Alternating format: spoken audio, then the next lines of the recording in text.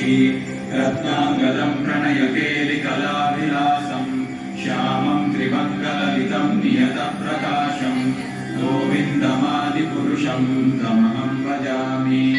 अङ्गानि यस्य सकलेन्द्रियवृत्तिमन्ति पश्यन्ति पान्ति कलयन्ति चिरं जगन्ति आनन्दचिन्मयसदुज्ज्वलविग्रहस्य गोविन्दमादिपुरुषं तमहं भजामि।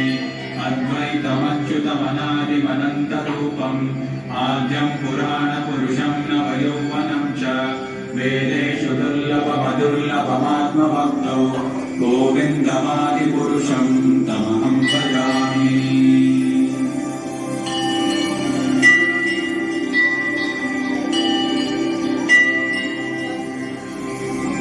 पञ्चास्तुकोटिशतवत्सरसम्प्रदायो वायोरथापि मनसो मुनिपुङ्गवानां सोऽप्यस्ति यत्र पदसिन्यविचिन्त्य तत्त्वे गोविन्दमादिपुरुषं तमहं भजामि।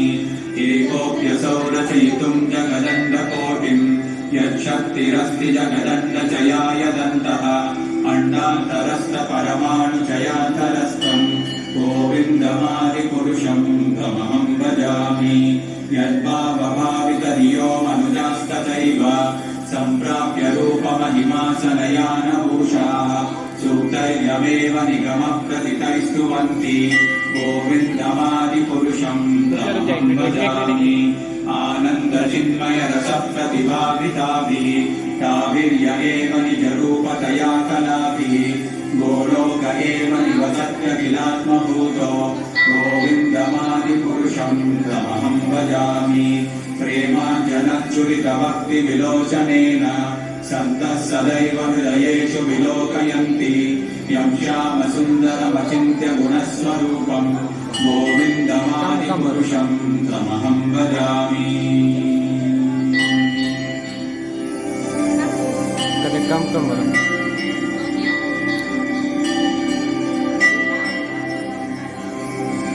रामादिमूर्तिषु कलानियमेन तिष्ठन् नानावतारमकरोत् भुवनेषु किन्तु कृष्णः स्वयं समभवत् परमः पुमान्यो गोविन्दमादिपुरुषं तमहं भजामि। यस्य प्रभा प्रभवतो जगदण्डकोटिस्वशेषवसुधादिविभूतिभिन्नं तद्ब्रह्मनिष्कलमनन्तमशेषभूतं गोविन्दमादिपुरुषं तमहं भजामि। माया हि यस्य जगदण्डशतानि सूते त्रैगुण्यतद्विषयवेदविधायमाना सत्त्वावलम्बिपरसा गोविन्दमादिपुरुषं तमहं भजामि।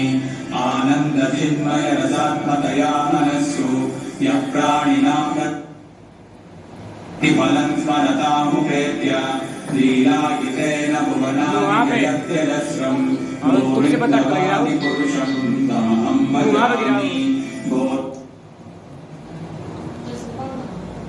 लोकनाम्नि जताम्नि तले च तस्य देवी महेश हरिनामसुतेषु तेषु ते ते प्रभा